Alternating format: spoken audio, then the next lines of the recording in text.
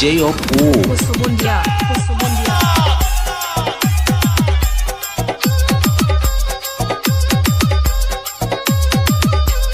DJ of O.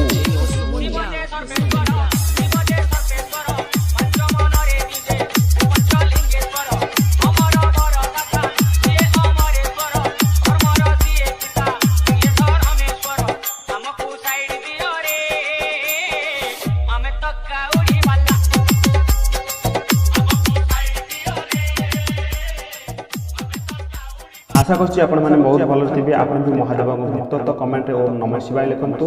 आपन को ए गीत केमिति लागिला निश्चय कहंतु। आ ए चैनल को प्रथम थर पय आछंते चैनल को सब्सक्राइब करंतु। ए वीडियो को लाइक एंड शेयर करंतु। तो पुणी आसीबी आ गोटे वीडियो सहित से पर्यंत ओम नमः शिवाय।